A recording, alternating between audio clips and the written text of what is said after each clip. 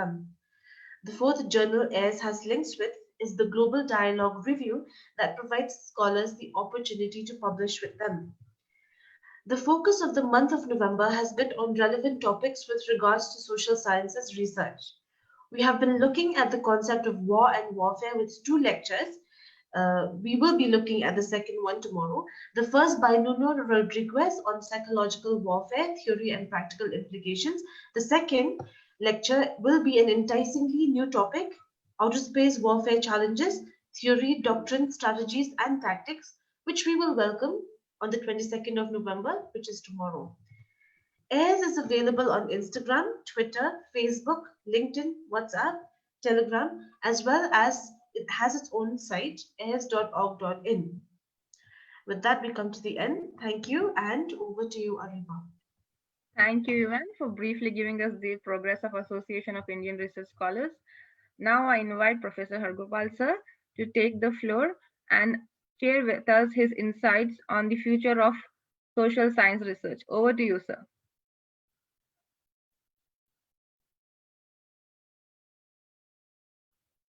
Sir, you are on mute.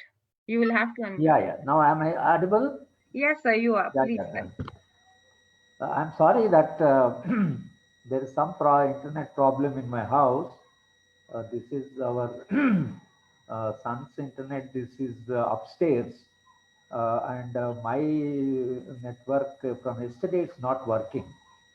And second day, somehow I thought the meeting was in the evening. I mean, because I'm a professor, my professorship gets confirmed again and again because of my forgetting. So I knew. I mean, today is the meeting. Even yesterday I thought of it, but when you rang me up, of course, I had to emergency landing. Into this key your research scholars forum. I'm personally happy that research scholars have formed an association at All India level, which was long overdue. In fact, they should have been formed long back. Because what has happened in India is that professional associations, uh, they are somehow got crippled.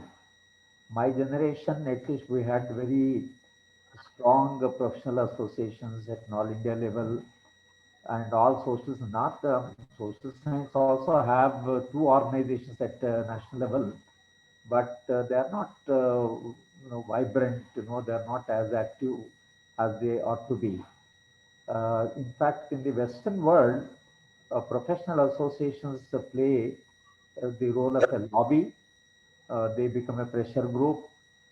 They continuously communicate to the state, but they also communicate to the larger society.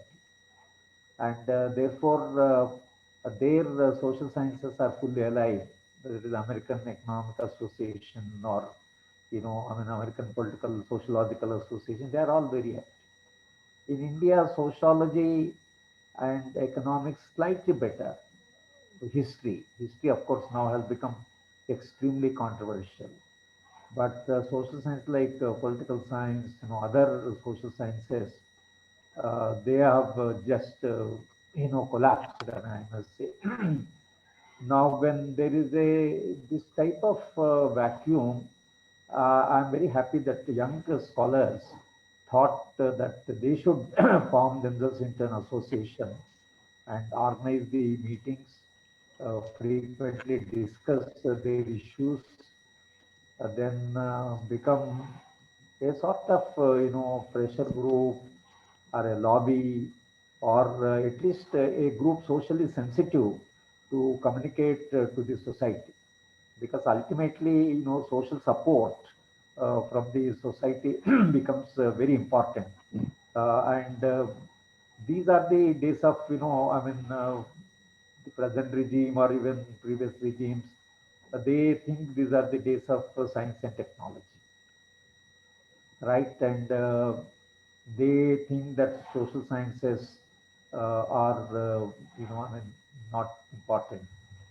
I still recall that when Kalam was the president, uh, he was addressing a convocation of University of Hyderabad, where I worked for 2.5 decades, and then he started talking about the role of science and technology. He has not even mentioned social sciences, although it's a convocation of the university. But it was internet. He couldn't come, but it was through internet. He addressed the convocation. And Kalam, being a very, very interesting person, he said after the convocation address, any questions? And normally, convocations have a sanctity, they have a protocol, and normally there is not question answer session because it was not an extension lecture. But typical of Kalam, he said, any questions? So one of the social science students said, so Mr. Kalam, you have spoken so much in praise of science and technology, but you have not mentioned the social sciences at all. Then Kalam said, yes, yes, of course, psychology is very important. That was his answer. I mean, he thought that psychology was the only important social science, and other social sciences he did not mention. I'm not finding fault with Kalam, but that's the dominant thinking among the policy making circles. Now, therefore, social sciences, I mean, do not receive the attention they should. But I worked in a university where science, dominates because we have large number of science schools. We have one social science school, but we have a chemistry school, physics school, life sciences. We have several schools, and the schools play a very important role in I mean in the university system in the policy making. So when I became the dean of social sciences in Hyderabad University, whenever we used to all the deans, there used to be a dean's committee. It was a very important committee, very very critical in the administrative system.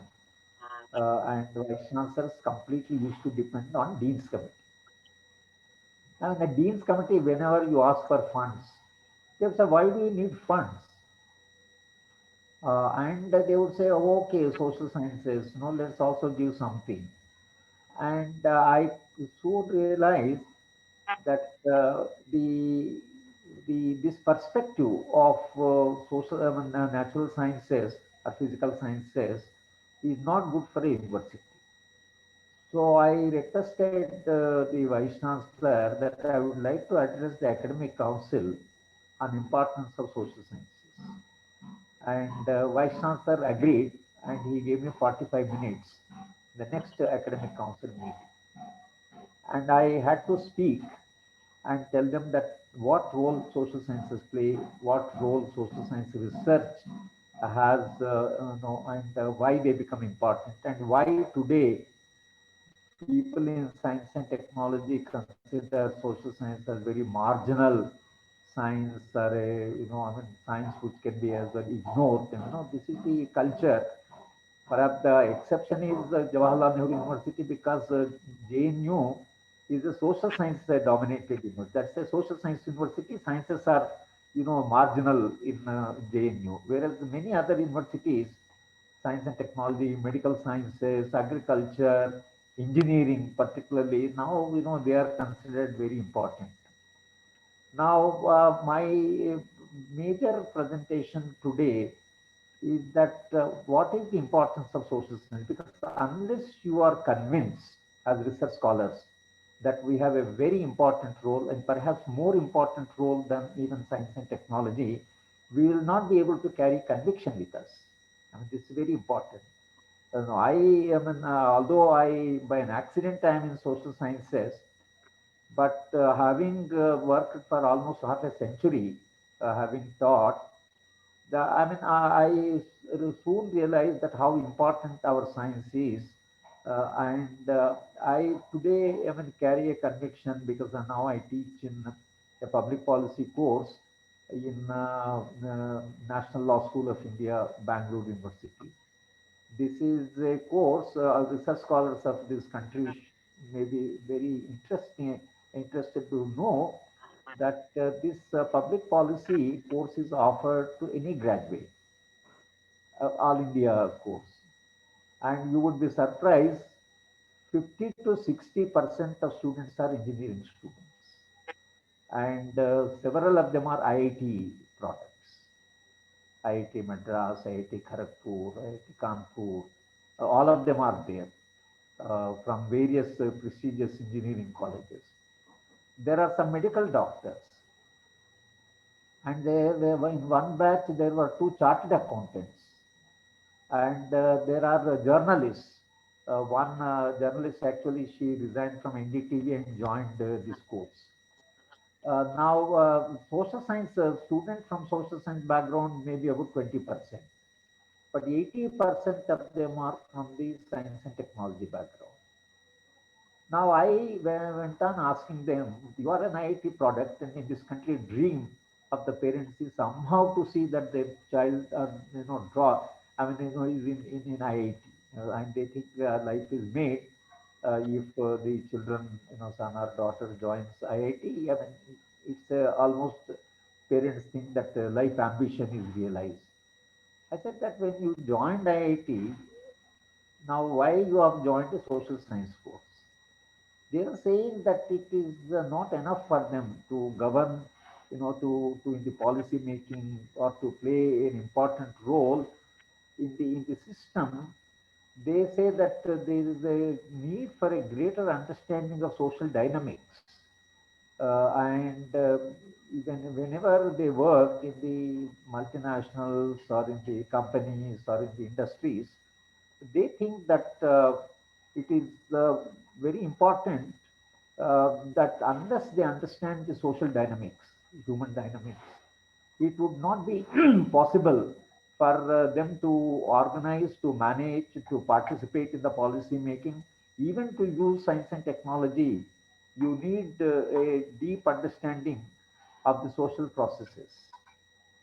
And those who realize that, this is very important, they have joined this course.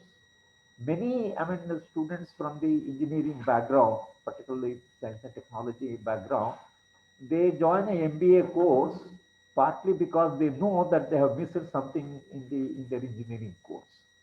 There was a gap, and they can't be effective, policymakers, nor effective managers, or effective scientists, even because a scientist also has to manage a lab.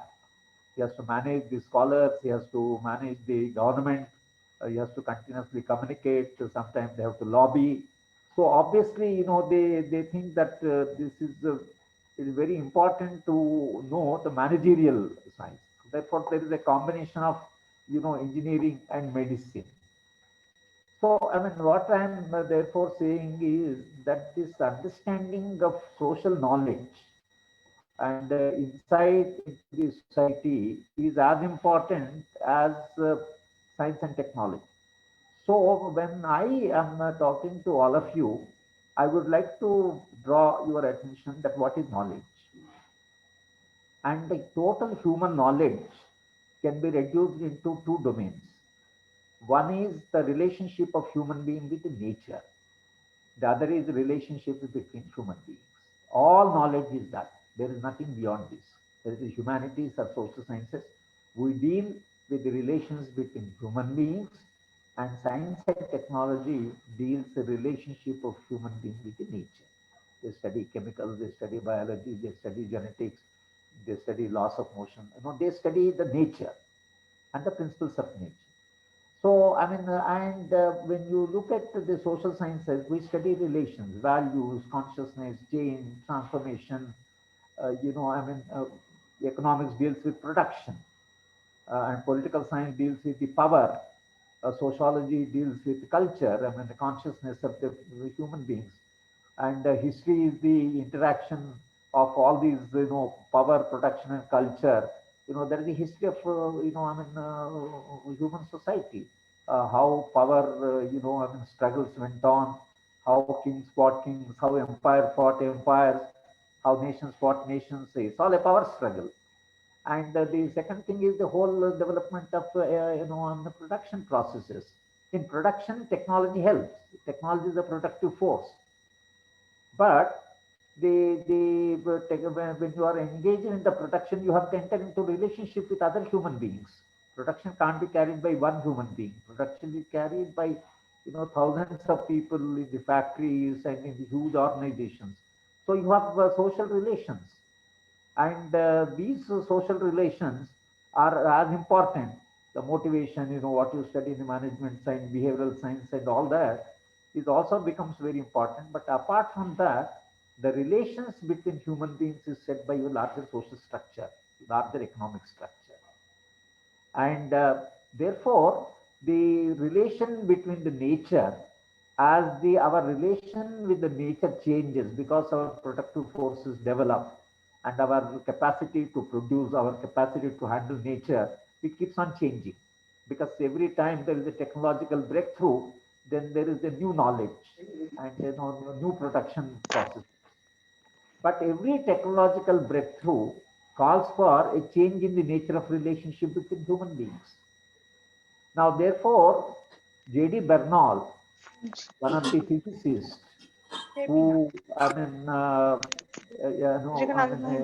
physicist who was an advisor to British cabinet, and he was one of the leading scholars in the physics. He wrote a book. I think all of you should read it. Physics, the Expansion of Man. This is the title of the book. You can see in the very title, the expansion of man. Now, what Bernal argues is that every technological breakthrough is an expansion of the presence of the human being in the universe.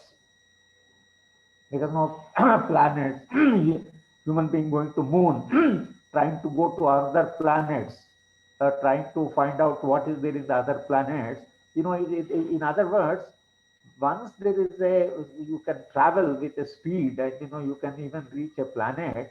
Now, why do you want to reach a planet? Why do you want to discover the planet? Again, whether there is any metals, minerals, water, whether there is anything that is useful to the human being, that human society can benefit from that. Ultimately, when they go there, this is what they are trying to find out.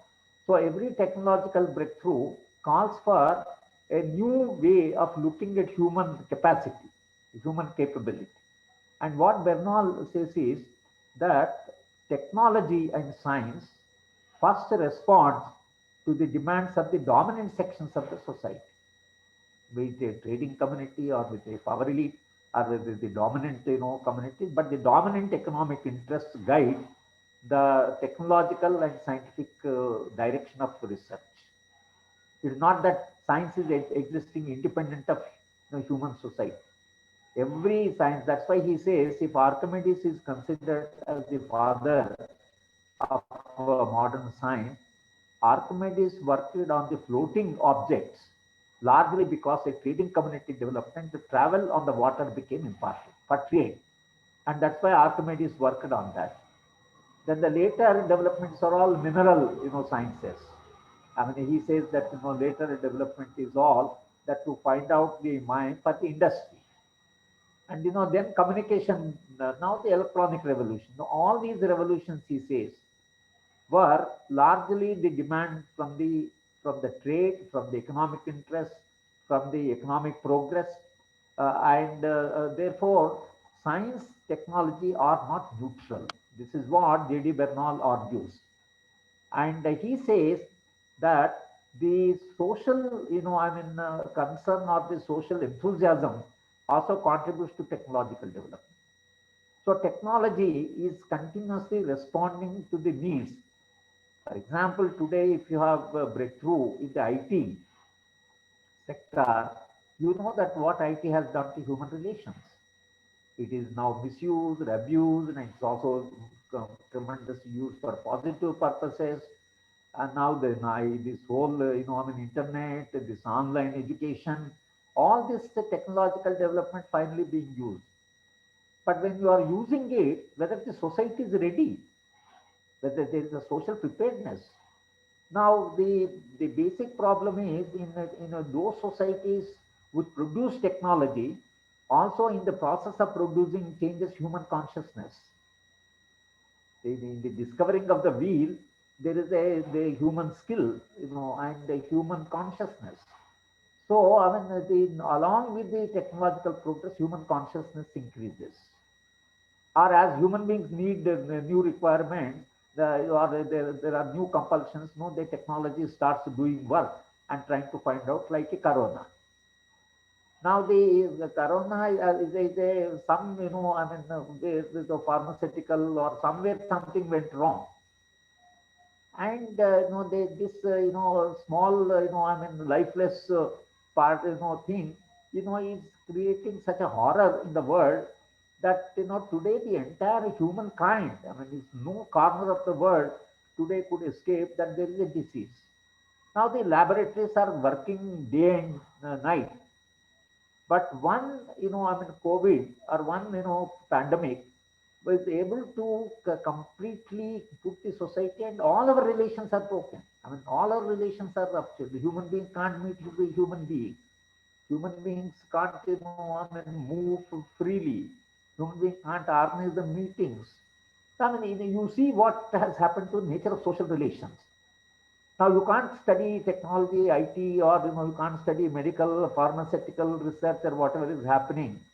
But I mean, once somewhere something went wrong and it affected the entire human society. Now, while they are in the laboratories working day and night, we as a social scientists have to now look at what has happened to social relations. Where will this lead to? If this continues for some more time, what is likely to happen to our institutions, to our organizations, our, I mean, the entire systems, what will happen?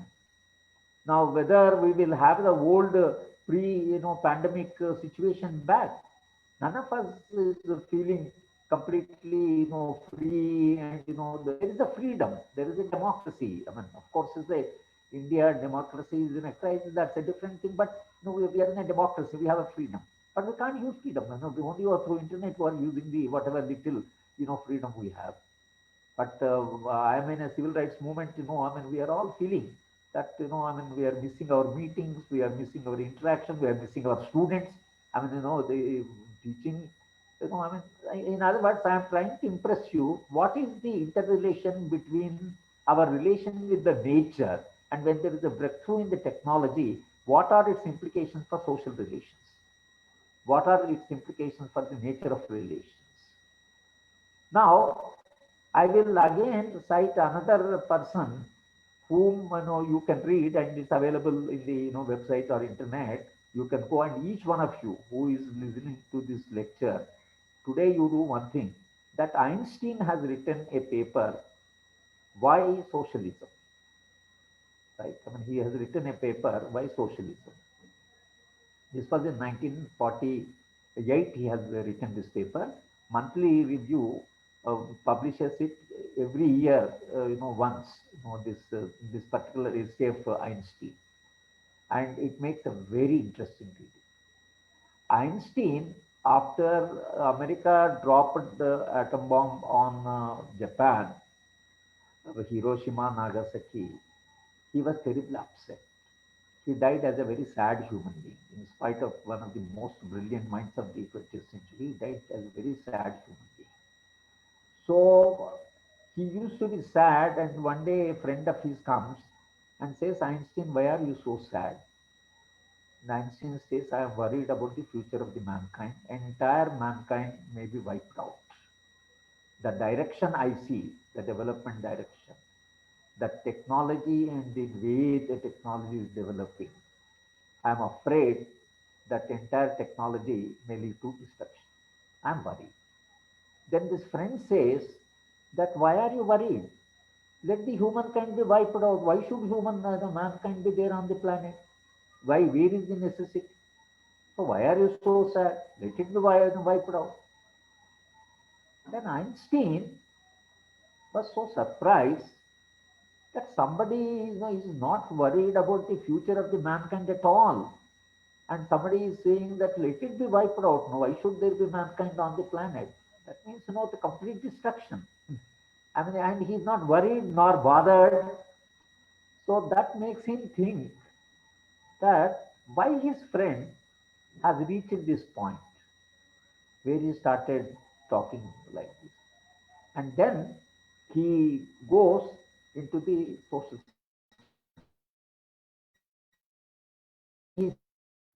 human being and what is the human nature made up of. And then Einstein says that in every human being, there is a solitary human being and there is a social being. Each one of us each one of us, our personality is combination of atomistic individual, complete, we are inside alone. I mean, we are solitary human beings. And we are also social beings. Your association, your research scholars, you are frequently meeting. This is the another part of the human nature. Now, he says that technological development is gradually making human beings more and more interdependent because today you can't work, you can't do any work without others cooperating. For example, to I mean see that this internet works, the system should be working, power system should be working, our wires are broken, the telecommunication department, so many human beings are working to make this meeting possible. We may not realize it, but so many human beings are working and we are all dependent on them. If somebody does not work, the system breaks down. So science has become very complex. And Einstein's feeling is that when technology is making you more and more interdependent, the solitary human being is feeling so alienated that this helpless dependence is making him feel that, he is not even conscious that he is interdependent world and all that. So those human beings who are collective, social, right? Today they become much more social. In other words, our personality is how much of our personality is solitary, how much of our being is collective or is social being and an atomistic being. Now we are combination of that. Now Einstein's argument is as you become more and more a social being, large number of problems of the society get solved. But as you become solitary, you become completely, anti-society. And today, human beings are becoming more and more solitary. And his friend is so feeling so solitary that he thinks that the entire world is his adversary. And even if the whole world disappears, he doesn't bother. But human nature is that, if you, go to some place, if a dead body is going, we may not know who the person is and all that, but we feel for a minute upset. Why do we feel upset when you do not even know the person? We feel upset because is a species belonging to species. He belongs to our species. So some one human life, diminishing of one human life makes us feel for a minute or for a second unhappy that somebody has gone. Now, if that is the human nature, let the whole humankind disappear. So, one has gone to an extreme point. So, what this, according to Einstein, this capitalism has done this. Capitalism makes you atomistic human being. That's why he thinks that ultimately socialism would bring human beings to a collective effort and in a collective human being. Maybe finally a solution to the human isolation, human, this type of, solitariness. So he says human beings have to come out of solitary being and they should become social beings. They must more and more belong to the society, larger society. And they must think about society, society must think about them. So therefore, of course, he talks about the consciousness and the culture and, I'm not getting into those details, but I'm explaining the broader, generality. You may not find the essay this way, but I'm talking to you the essence of the essay. Essence of the essay is that he thinks that this understanding of society, social being, what is happening to human nature and what is human nature, that scientists don't study. Science and technology cannot study the nature of the human being. We are the people who are engaged in studying the nature of the human being, be it political science or economics or sociology or psychology, whatever is the subject. We are dealing with human subject, and we are trying to unfold, or we are trying to explain, analyze that how human values, human institutions, human crises, human tragedies, and then human happiness. Scandinavian countries are countries that gross human happiness, not gross, economic, not the GNP, GDP, but they are talking of the happiness. Because ultimately, what human beings want, if you read Herbert Simon, the behavioral science, so rational choice, ultimately he says, what is that human beings want? Human beings want happiness, whatever might be the walk of life. They are in such a pursuit of happiness. But how this happiness, comes, and what are the sources of happiness? Because many times human beings forget when they're pursuing a career, or when they're doing, when they're engaged, they even forget what is the ultimate purpose of life. What science and technology has done, I would therefore argue that what science and technology has done is it has given human beings a comfortable life. We give full credit to science and technology. Absolutely, on that I have no doubt. It made our life comfortable. Not everybody's life comfortable, but it is capable of making every human being comfortable materially, food and basic necessities. Human beings today have tremendous capacity to create a comfortable life. But comfortable life is not a meaningful life. That's very important. So human beings may be living very comfortably, big cars and all that. A wife and husband may be going in a big, car, royal, this one, or some, uh, very, let's say, big car. But inside they may be quarreling. Inside they may be arguing, they may be quarreling, relation may be even breaking down. Car is beautiful, but the relations of those who are sitting in the car, unless they are also beautiful, the car has no meaning. So to think that those who have all these facilities, living in posh houses and all that, don't think that they're happy. I know people that who have lived very humble life with minimum, but extremely happy, extremely happy.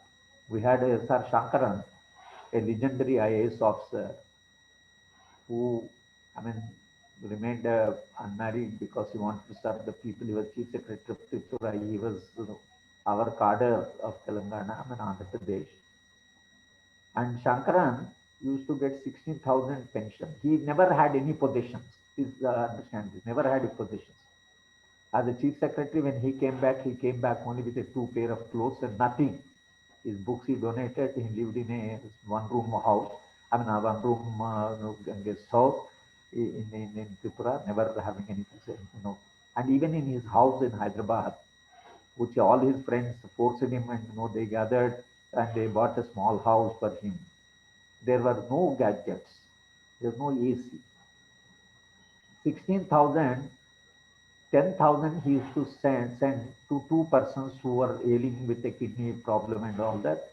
3,000 was his monthly expenditure, and the 3,000 was his savings.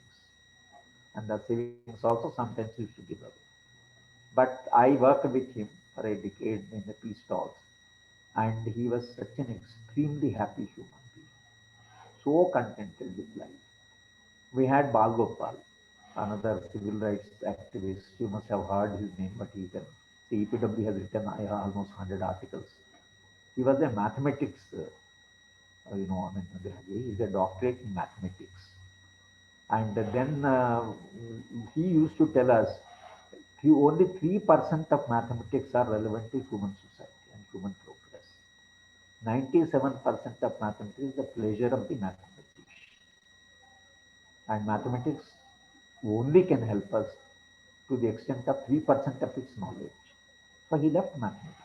There are a number of people who abandoned science and joined social sciences. He left. And then he became, of course, civil rights activist. And he was interested in Telugu literature, and he has written Telugu literary criticism. People are working for their doctorates on his literary criticism. Then he left that, he became a showman. He was also a social analyst. You can imagine in Economic and Political Weekly, no scholar in India has written 90 to 100 papers, but he has published extensively on civil rights movement and society and social dynamics. Then he became a lawyer, and he became a first-rate lawyer. And he was the opening batsman of his university when he was studying in Tirupati. Now this is the combination. But I always used to say that human sciences are more important than the natural sciences. More important, the priority. Now the relation between knowledge, what has happened is that studying of nature has been prioritized because it gives comfort. And human beings are obsessed with the comfort. And with this obsession leading to this romanticization of science and technology. In the process, if you lose meaning to life, what is that we are living for? What is that human life is all about? This meaning to human life, science and technology cannot help in any way to understand the meaning to life. Meaning to life is done only through social sciences, through humanities. Because all of us are trying to human essence. So therefore, I think one of the reasons why social sciences importance is not recognized is that this obsession with the comfort and the loss of understanding of the meaning to human life, and now it has become purposeless. At least my generation, we had a mixed economy, socialism, constitution, directive principle, we had some vision, and everyone vision. Today, I do not know where is India going. What type of India we want, nobody knows. Nobody is even applying seriously what type of India we want. Social science are completely, ignored, marginalized. Present regime is not interested. And as far as the technology science is concerned, going to space, going to planet, we have done that, we have done this. Every time a great, the celebration if there is a technological breakthrough. But what has happened to human beings? Democracy, liberty, equality, fraternity, right? The institutions. These are all very important values, the nature of relations. So nature of relationships are getting ruptured. Even if you have a science and technology will be used for rupturing relations. Now, if you have IT, the use of IT depends upon the value system of the society. If we have a noble values, if we have larger concern, if we want to create a fantastic society, a very humane society, if these are the concerns, technology will become aid you in such a way that it becomes a wonderful tool in our hand. But if the society is promoting hatred, the relations are breaking down, human being is breaking down inside. And I see that in Hyderabad, one IT professional who was earning lakhs of rupees, the family broke down. They don't even understand why families are breaking down, because that sociology today is deeply concerned with our notion of family. What's the life future of family? Whether family will survive as an institution, we don't know. But definitely there is a tension. There is a lot of stress in the family. Now, this person had two children, and the family broke down. And the court said that half a week with the father, half a week with the mother. And these children came one weekend. He cut their throat. He cut their throat with a knife and buried them in the house. Now it's not that he is deprived, and this fellow is an IT professional. He is employed. He is earning lakhs of rupees. But what he lacked was human sense, humanity, love, affection, concern. If you lose these values, and if you have a huge comfortable life, now as social scientists, you imagine that the comfortable human beings completely unhappy with their lives. Somebody can understand somebody is deprived, somebody is totally in a poverty, pauperized, he taking a helpless decision of suicide. Suicide itself is something which all of us have to study, because its incidence is increasing. But if you look at this IT professional, what is that IT has? Now, once I addressed IT professionals in Hyderabad, I only spoke what I am speaking now in a slightly more general sense to them. They started touching my feet. They said, now you have opened as a new world. We never knew this whole thing. So even my students in the public policy course, they say, sir, this is a totally new world.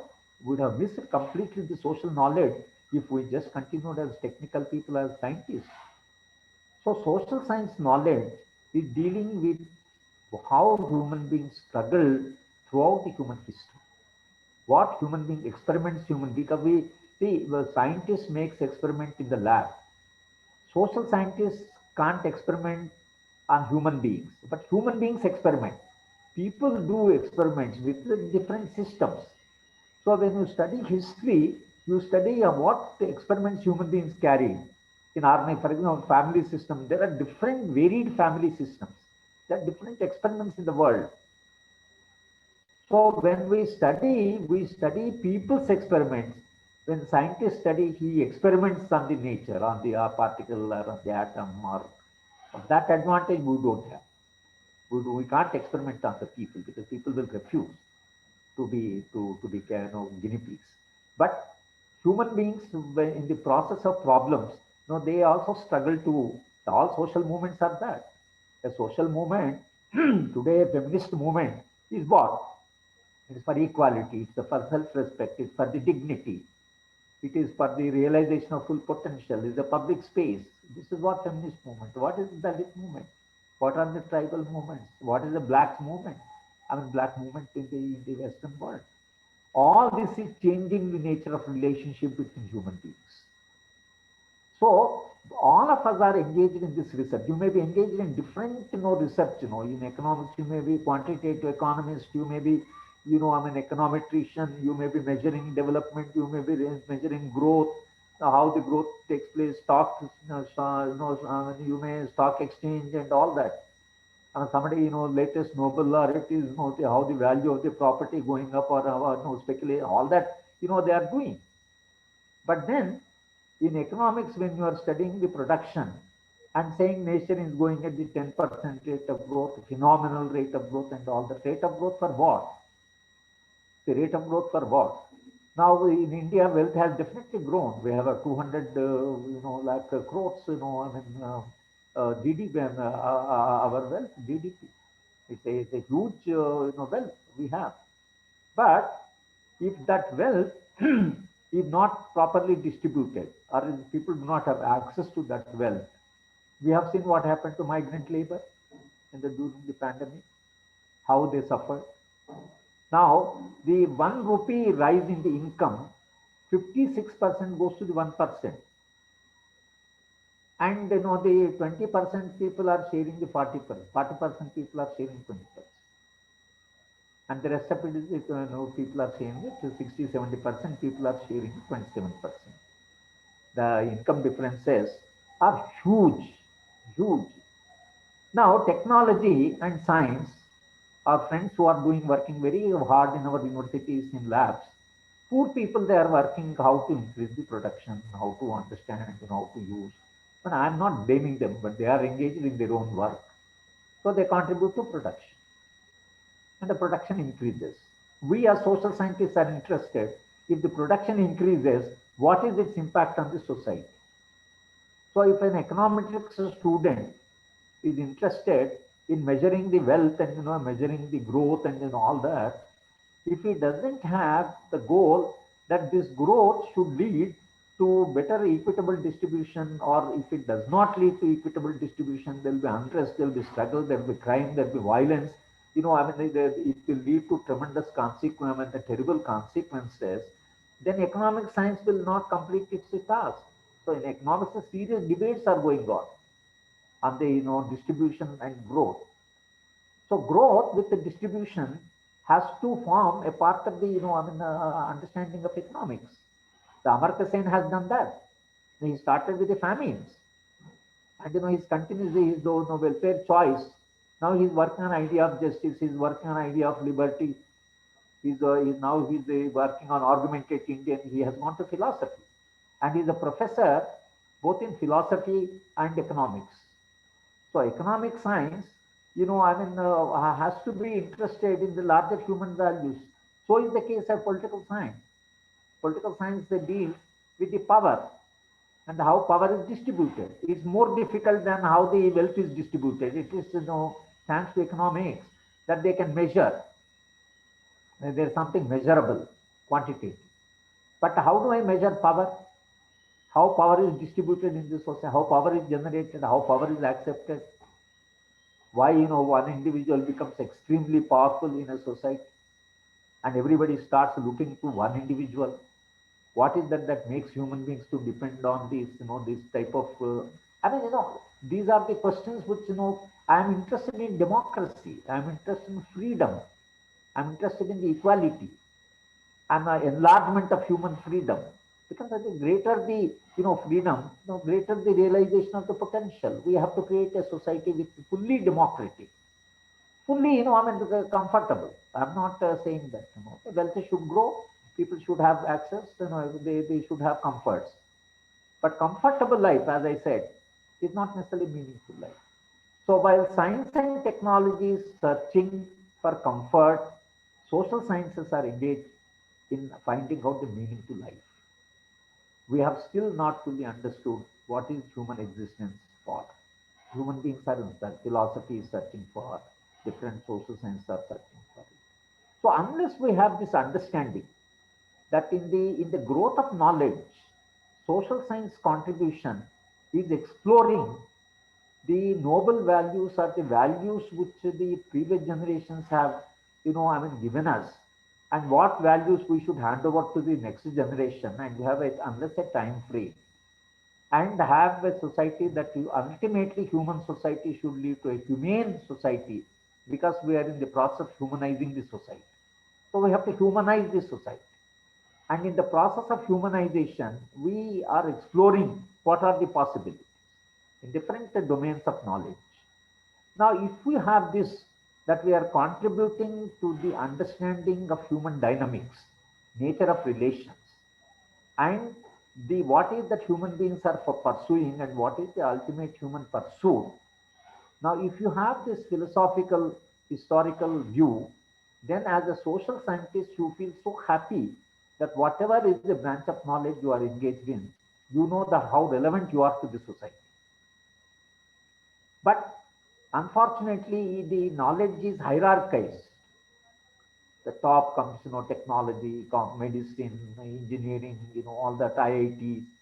Then comes the social sciences. Now, knowledge is horizontal. Knowledge is not vertical.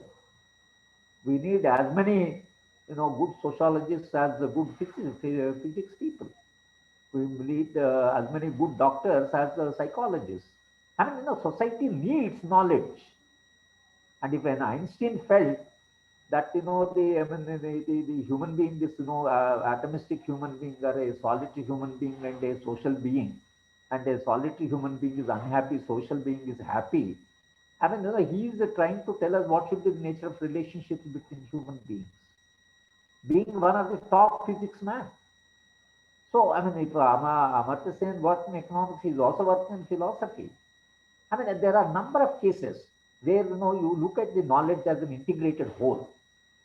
And therefore, when you come back to the social sciences, I always tell my students and both my sons, I mean, we have consciously sent them to social science because I have been telling them when they were children that social science is very important knowledge. It's not that you should go to IT and, earn lakhs of rupees.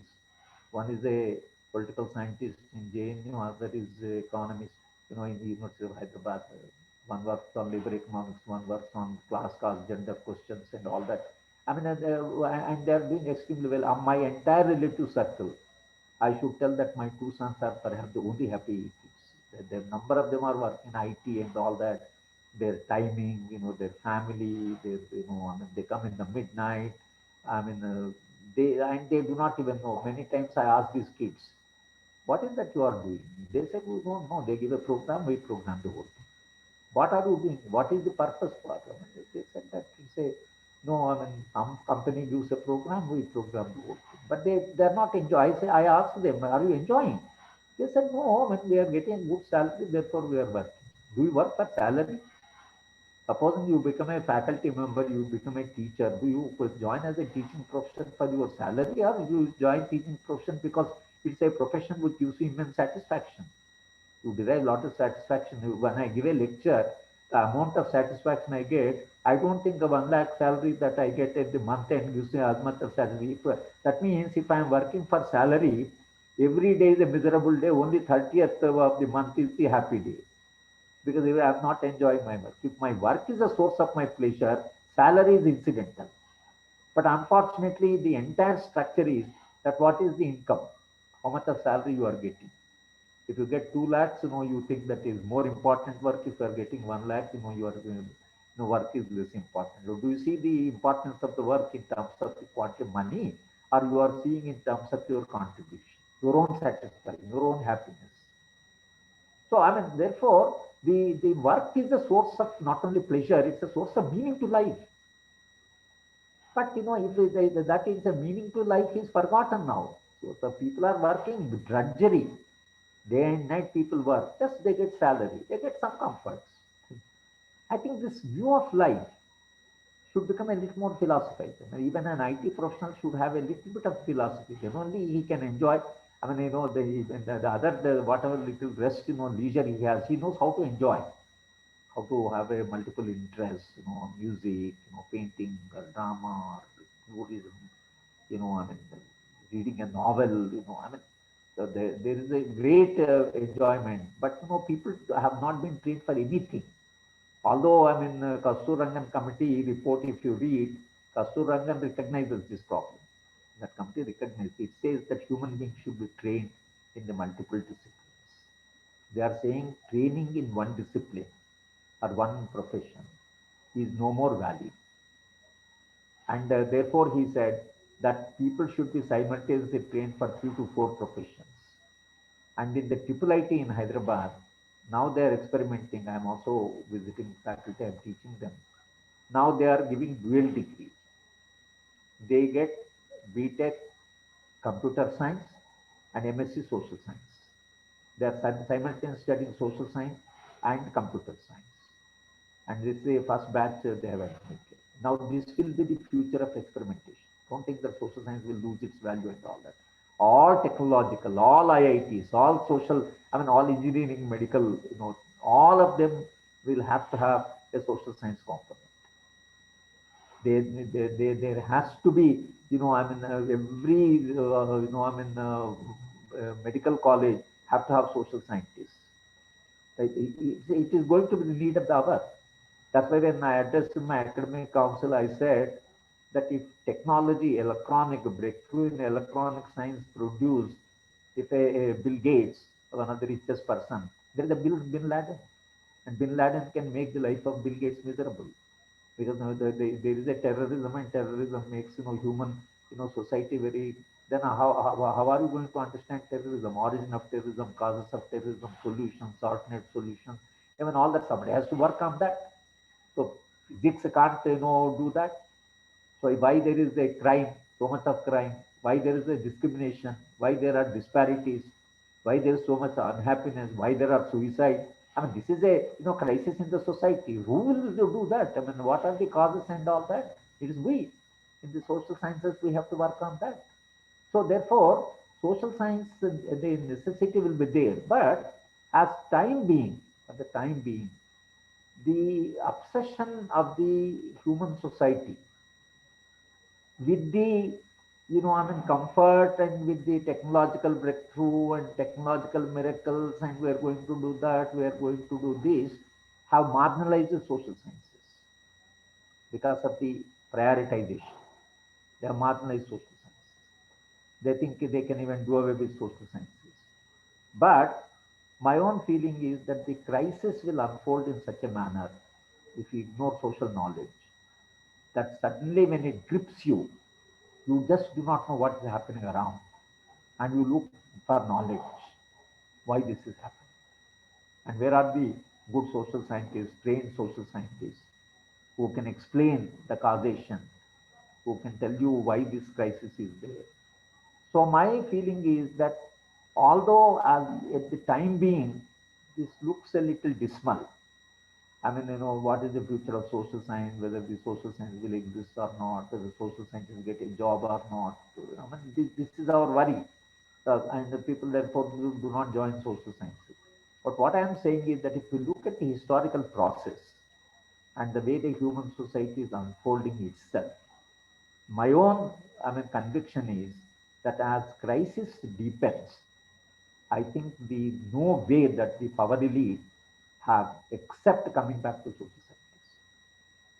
It will be historical necessity to look to different human mind, fine human minds, getting into those problems and telling this is the cause, that this is how the problem can, because unless you know the cause, you can't get the solution. We may not solve the problem, but we'll explain the problem.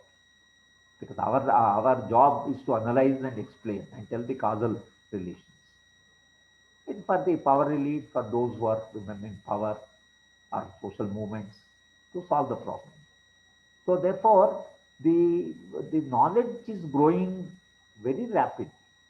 In fact, the ethical drawer, one of those Israeli social scientists, when he wrote Ventures into Policy Science, this is what he says.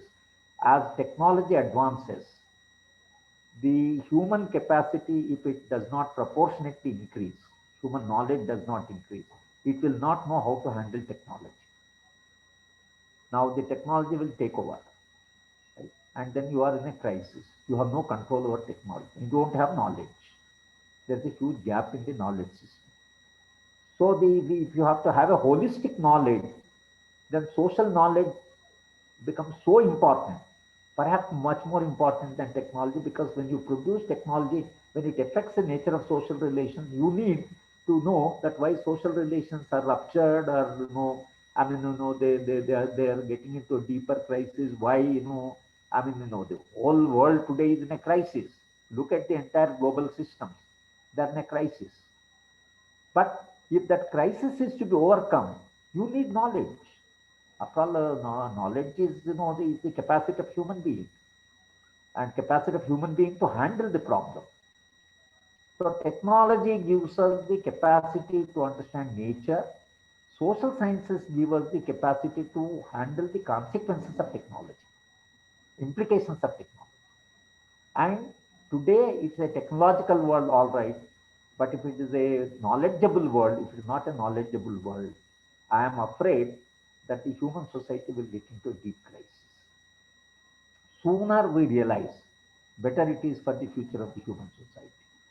That's why, of course, Western societies do give a lot of importance to autism. But in our country, this, because of this unemployment situation and poverty situation, middle class is dependent completely on the job and all that, and with lack of opportunities, the world looks very dismal. This is at a practical level. I have talked of pragmatic level, it may be there. But at a philosophical level, at a historical level, at the progress of the human society, if you look at the broader picture, I think that this knowledge gap is going to be very, very costly, very counterproductive.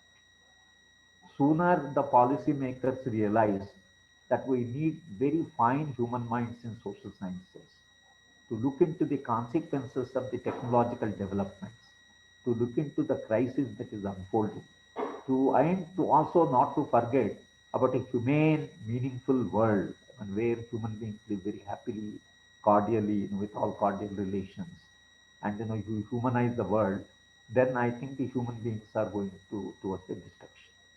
I think we have to continuously tell the society that this is not the way the history should move. There are different alternative ways.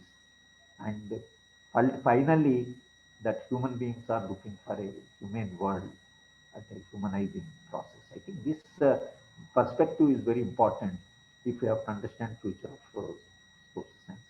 I stop here, and if there are some comments, most welcome. Thank you so much, sir, for that illuminating lecture. I think in this time of crisis, especially in the pandemic time, the link that you have created and told us and focused on repeatedly, that we need to work on social sciences to understand the implications of what has gone wrong, especially with the corona situation. the social situation in the world, the lockdowns, the impact on people, human being, how they are dealing with it, all aspects. I think this is a very relevant topic, and we are very grateful to you, sir, that you have taken time out to give us the lecture. We have learned so much from you today, and I had the privilege of sitting in your class once during my master's, and I cannot. The class was so memorable, and I'm fortunate that my wish came true again when I got an opportunity to hear and interact with you on a personal level here. Cannot thank you enough for joining us today. There are a few questions from the participants, and I Yeah. will read them out to you so that you can respond to them. The first question is by uh, one second, sir. The first question is by Yasir Arafat. Yasir Ashraf, he wants to know how can we use mixed method research in social science, and is it necessary to write a good worldview? Good research on worldview. No, see, in the social sciences, what I find, there are two problems. If you look the Western world, some of these top universities and all that, why people prefer to go to Cambridge or Oxford, California, after all, knowledge in California is not more than the knowledge available in India. Today, with the technological development, all knowledge, whatever existing knowledge is available to everybody. I mean, that's not the problem. But I think in Indian social science, I find that two weaknesses. One is methodologically, we are not able to train our scholars rigorously. Our methodology, we have a gap. Then, in terms of theoretical perspectives, and in the root in the theory, many scholars, because of behavioral science, in a way, philosophy and theory are a bit ignored. I think what is very important for a good social scientist is base in the theory and use of a rigorous method. If we can correct these two, ours, of course, we have very fine scholars comparable to the scholars anywhere in the world. I mean, I'm not saying that, but at the same time, what I am arguing is that trying to impress on you, whichever is the science you are studying, social science, some training in theory is very important. So then your methodology, methodology is a very rigorous process. Method is very important. So if you can combine these two, I think some of the gaps today in the social science research can be corrected. A good research scholar is the one who can combine these two. That is what the problem I find, particularly provincial universities, state universities, no methodology. The research scholars are given some topic.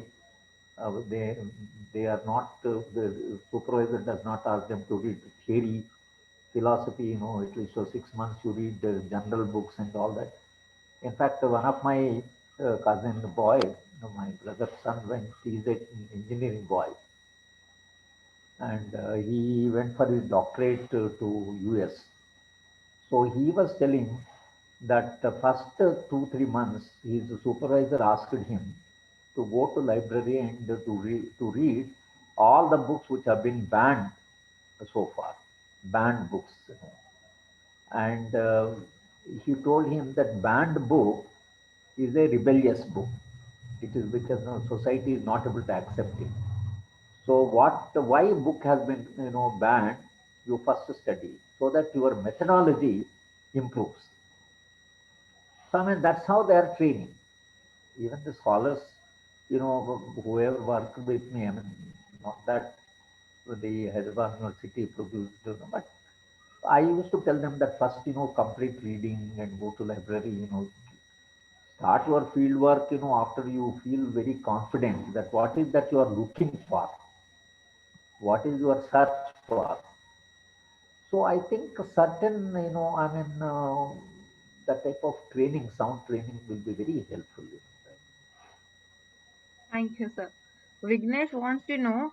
Actually, there are a set of questions that is asking. The first one is, As there is a surge in public policy institutions in India, wouldn't it lead it to absence of subject experts on social science molding policy and pave way for neoliberal policies?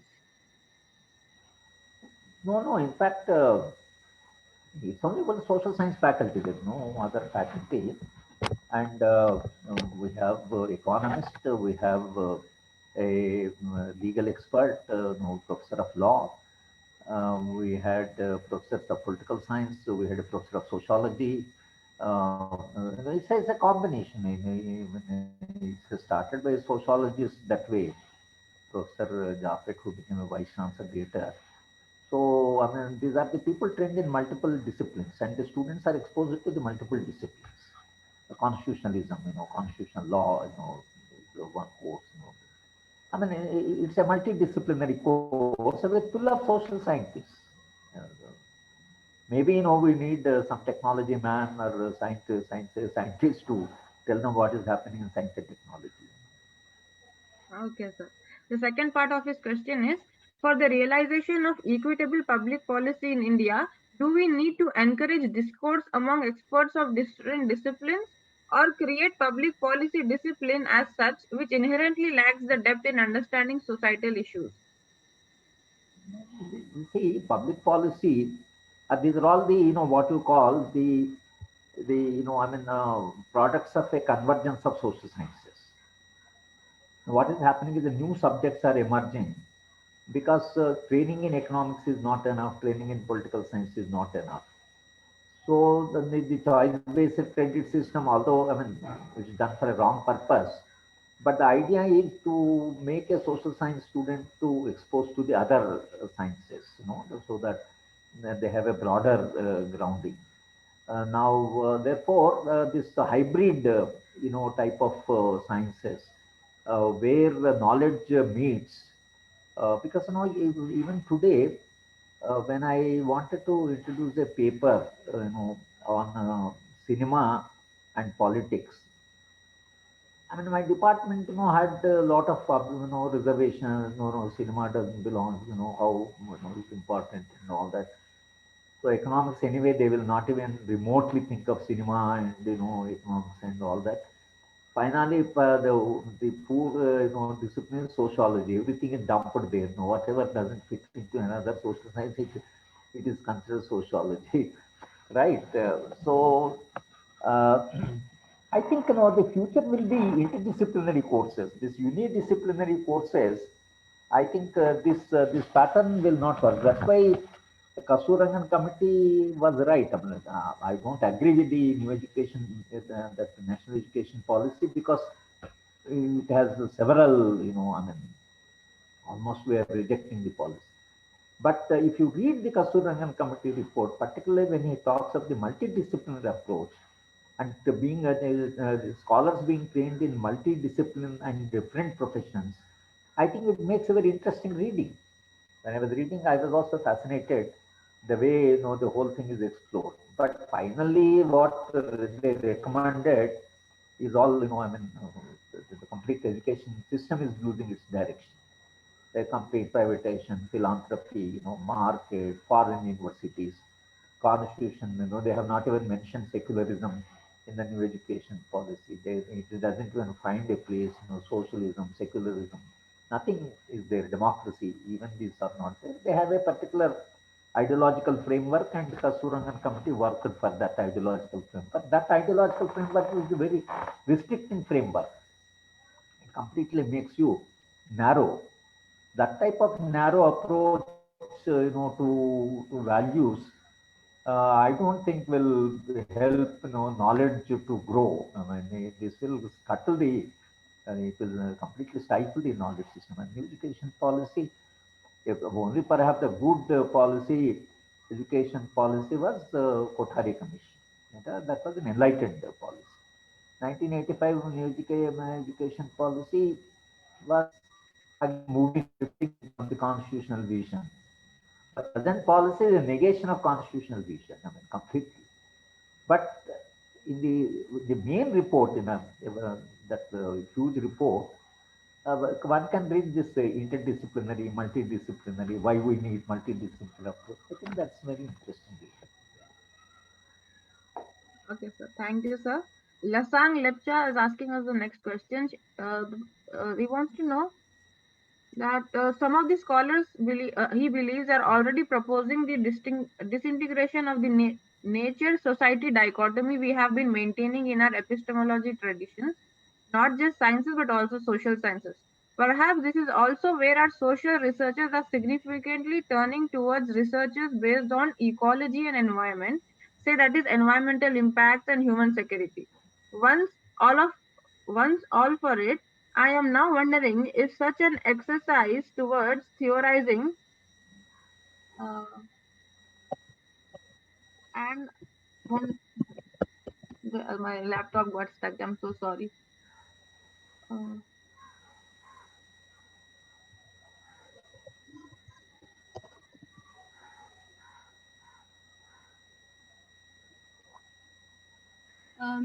Ayush, do you want me to continue reading the question? yes, please. Okay, perhaps this is also where our social researchers are significantly turning into researches based on ecology and environment, the environmental impacts and human security. Once all for it, I am now wondering if such an exercise towards theorizing and or linking the natural world and the social practices uh, culture would undermine what could empirically be traced in lived experience of the people, say politics through identity or marginalization and discrimination, and therefore the meaning of those experiences that could be rooted in very different logics other than our interactions with nature. And so, what would be a solution rather than actually demarcating the social and the natural separately? It's more a comment than a question. I mean, it's an observation that the scholar has made. So when we are talking of the environmental studies and different studies, what I said in the beginning, if you are studying environmental study, it's a study which involves both the nature of relations between human beings and the human nature, I mean, relation with the nature. So what you have done is that you are excessively exploiting the nature, and the student has to go into the question why human beings are excessively exploiting the nature beyond capacity of the nature, and they are going because they want comfort, a huge luxurious life. They think that is the purpose. As long as this perspective does not change, the our Nobel laureate Stiglitz, in fact, a great divide, he says, unless America reduces its consumption and settles down at a lower level of consumption, there is no solution to the environmental problem. Because when you want to consume more and more, and you life you think is the consumption. Because Sam Petroda, who was the chairman of the Knowledge Commission, I mean, it was a very bad commission, I would say. That I once asked him that what is the purpose of knowledge? He said increasing production, enhancing consumption. This is the purpose of knowledge. So if it's increasing the production, what do you do with the environment? What do you do with the ecological balance? What do you do with the type of the climate that Delhi is now facing, the poor quality air and all that? What are you going to do? So increasing production should have a purpose. It's not merely human being is they are not animals. Just production, consumption. We have a larger life, larger society, larger dynamics. People have consciousness, they have a mind, they have a heart, they have feelings. So, I mean, environmental scientists has to get into this question that if you are going on studying environment, you must study value system in the society. So when you study value system, if it is completely the 5 trillion economy, now the Prime Minister talks of, why 5 trillion economy? So 5 trillion economy to make everybody happy, everybody will have a reasonably secure life. It will lead to greater security in the society, greater liberty. greater dignity, the greater, identity. When our friend is referring to identity, what is identity? It's all demand for the dignity and self-respect. But if the state becomes authoritarian and autocratic, what type of dignity and what type of identity will have? So we must study power, why the power is getting concentrated. So if the economy is getting concentrated, if the wealth is concentrated, power is bound to be concentrated because those powerful people, economic people want the power because only through power they can protect their wealth. So therefore there will be a link between the power and that type of, wealth, huge wealth. And then, if the, then you go on exploiting the, today you want to go to forest and the mine very fast. So minerals are all, privatized. So the minerals are privatized because these private fellows want to go exploiting them as fast as possible so that the wealth grows. But I am saying this logical construction of increasing the wealth and liberalizing the policies and the Forest Rights Acts and all that, and handing over the minerals to the people, where will it lead us to? This question environmental scientist has to ask. Otherwise, environmental scientists, environmental research will not have any meaning. So I think one has to interconnect. That interconnection is very important. And related to this question is, sir, the Zeba wants to know that the new trend of interdisciplinary research is making social science into more compact area of studies. They are becoming more fluid in their approach towards working together. What are the implications of this merging and the new trend of interdisciplinary research? No. See, what I am saying is, this type of concentration is to get more and more insight. But what M.N. Srinivas said, that micro level research provides insight, macro level research provides a perspective. So you need a perspective, you need an insight. Now, there is a greater and greater concentration to have an insight without the perspective. So, first, the social scientist has to have a worldview and a perspective. It is very important. Once you have a perspective and a worldview and a method of analyzing and interconnecting things, the rest of the things will take care of themselves. But what you need is the way you can, supposing an incident happened, what is your method of looking at that incident and interconnections of that incident? And because the incidents are very complex. As Marx says, that what is obvious coincides with the essence of thing, knowledge is superfluous. If you are narrating what is just happening, that is journalism. If why it is happening, the question of why, and then that takes you to causal relations. And when you get into causal relations, you have to also have a perspective of the dynamics of the society, the laws of motion of the society. So if you have an understanding of the laws of motion of the society, then you are, you know that what to do and what not to do. So therefore, it's very important to have perspective and insight, both, and how to combine both of them. That's very important. Thank you, sir. So do you think, sir, with this, the division of disciplines will collapse over time between sciences, social sciences, humanities? They will not collapse, but what happens is that suppose you are a political scientist, you are focusing on power. It is not that you are studying power, but you are studying society through power. So if economic students is engaged with study of the production, you are not working on the production, but through production you are looking at the larger society. So therefore, it's a vantage point. Discipline is a vantage point. So from that vantage point, you have to look at the various interconnections. But if you look only into the power and into your discipline, you become unidisciplinary. So discipline is to focus. Discipline gives you a point, where to start, how to look at society. So if economist is looking at the society through production angle, the political scientist looking from the power angle. But both of them are looking at the same phenomenon. That let us not forget. They are looking at the society and social interconnections. So what has happened is today economists have got so alienated, some of them, that they are not concerned with larger philosophical values, larger, the moral systems. That is the advantage of Amartya Sen or even Adam Smith. Adam Smith worked on the wealth of nation, but he worked on the moral sentiments, ethics, they work. So Sen also does that. He works on ethics and morals, and then the production systems. So why Sen entered into philosophy? So obviously, one discipline does not satisfy you, but that doesn't mean discipline will disappear. Discipline will give you the focus. So you have a focus and you have a vantage point, and you look at the larger social dynamics. Thank you, sir. There's a question on the new education policy, and someone is wondering if this new introduction of this new education policy will help get us more funding for social science research.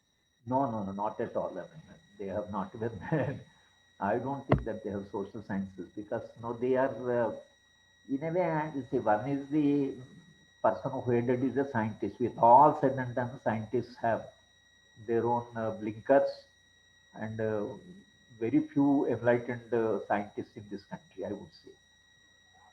So I don't think that we talk a multidisciplinary approach, but the present regime, I am afraid they think that social science knowledge will disrupt their scheme of things because it's a very command politics, and you have to have a lower levels should respond to the higher levels and those. So I mean, I don't think that in the present regime perspective, the first thing when they came to power, there was an award of the Indian Council of Social Science Research in the name of Amartya Sen. They have they discontinued it. So I mean, I don't think that in the present regime. So present regime, all of our effort has to be why authoritarianism increases in a society. Where are the roots of authoritarianism? Where is this individual-centric power? What happened to federalism? What happened to democracy? What happened to grassroots? What happened to people's participation? What happened to equitable distribution? These are all the concerns that now we have engaged in, and they are afraid that if you start working, because see, when wealth concentration, leads to several, this horrendous consequences, because they are afraid that if you get into that cause, young social scientists go on asking those questions, very embarrassing questions. So they think that it's better that you don't, stop the mind asking that question instead of answering the question. So see, somehow see that the question itself does not arise, because when people are more to ask the question, why you have so much of wealth, thousands, lakhs of crores, and when you have lakhs of crores, now where from the wealth has come? Suppose you ask that question, how the wealth in a nation is produced, and if you go deeper and deeper, Amartya Sen is so uncomfortable with the present regime. He's uncomfortable because he's afraid that the knowledge systems will suffer. If this is the approach. Very, very well. Social sciences always suffer under an authoritarian governance because authoritarianism wants to the younger people not to ask questions. And social scientists, the whole social science starts with questioning, right? And therefore, even parents, many times would like the child to be completely disciplined. So the child asks questions, and the parents start feeling embarrassed. They say, "Stop! Shut up! Don't go on. Don't think. I mean, you are intelligent." Things like that. Authority, anywhere that dominance, that authoritarianism does not allow the freedom to question. So what is happening right now in India is that, yeah.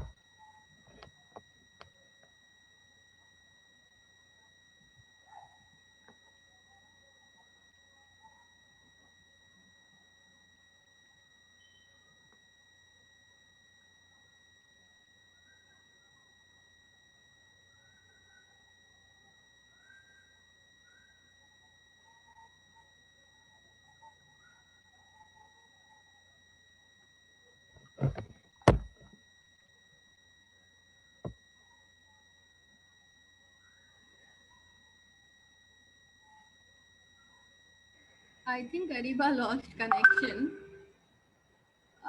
Sir, if it is okay, can I ask the next?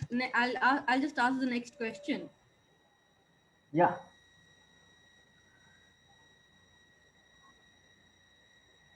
So the next question is, social media has merged technology and society.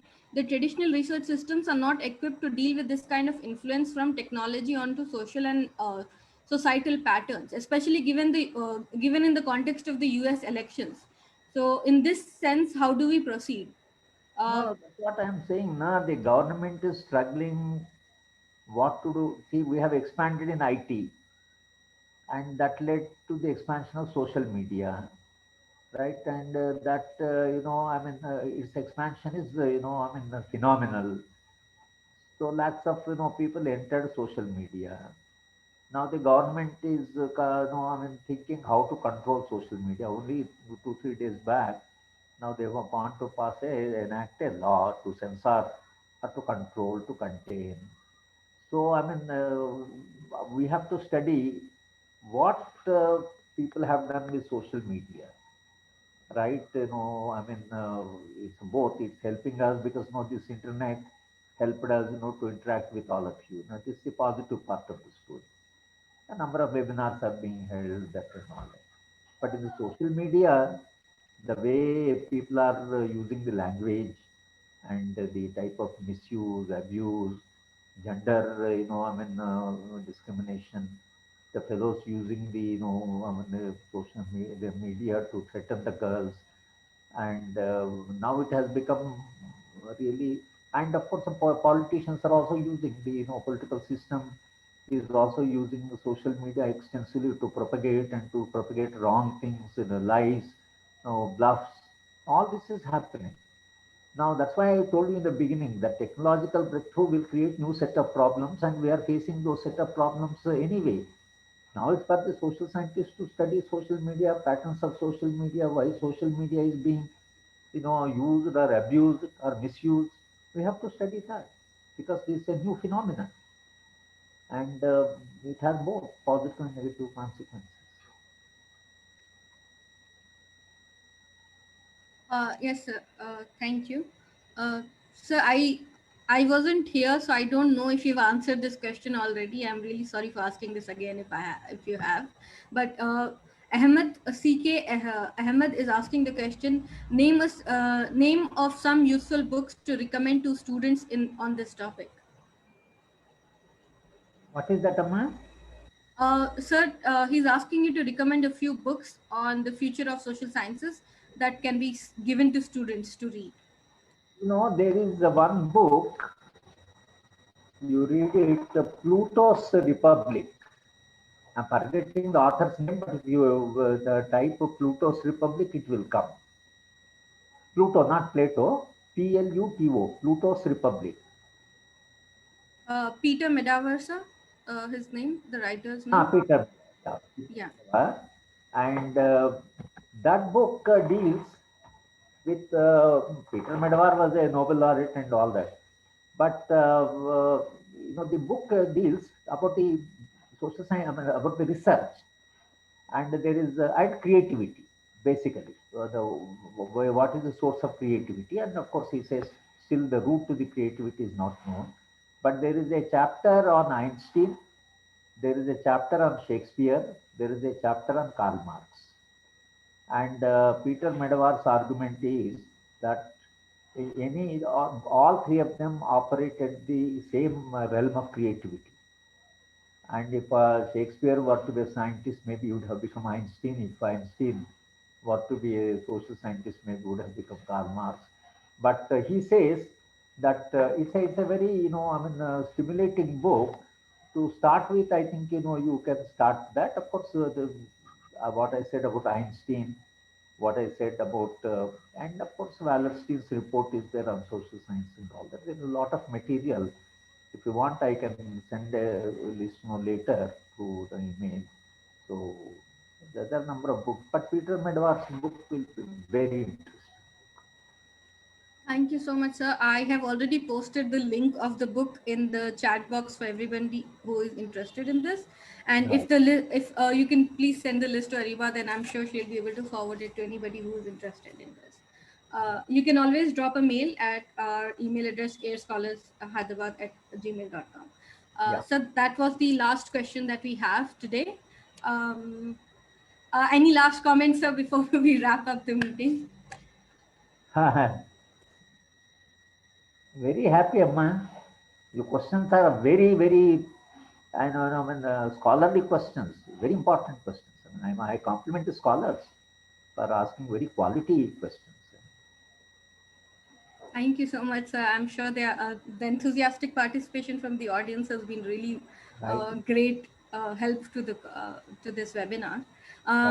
Okay, so I will now call upon Asta for the Asta Biznami, from a PhD scholar from the Banaras Central University, Hindu University. Sorry, Asta, please, if you could give the vote of thanks. Yeah. Am I audible? Yeah. Yeah. I would like to convey a heartfelt gratitude to Professor Hargopal for taking time out from his busy schedule and for giving such an interesting and enlightening lecture. We are very grateful to you, sir. I would also like to thank all the participants for joining us today. Their participation has helped this become an enlivening experience. I would like to extend my thanks to the President of AIRS, Ariba Muazzam, for her tireless efforts which have made this event possible. I would also like to thank Narendra Jarwal, Farisuddin Muazzam, Zeba Muazzam, Rajesh Kumar, and Evangeline Nonclaw for their help with making this lecture a success. Thank you. Over to you, Ariba. Are you there? Yeah, my name is Zeba. I'm really sorry. I don't think I've introduced myself earlier. Sorry. Okay, so thank you so much, Asta, for succinctly giving us the vote of thanks. I want to once again thank all of you for joining us for this e-lecture. And with this, I call the event to a close. Have a great day ahead, and I hope all of you will join us again tomorrow for the e-lecture by the Director of Space Strategic Center, New Mexico, USA. His name is Paul Szymanski. He is giving a lecture on outer space warfare challenges, theory, doctrine, strategies, and tactics. It will be held at 6 p.m. tomorrow. Thank you so much. And with this, I call this lecture to an end. Thank you so much, sir, for joining us today. And thank you, participants.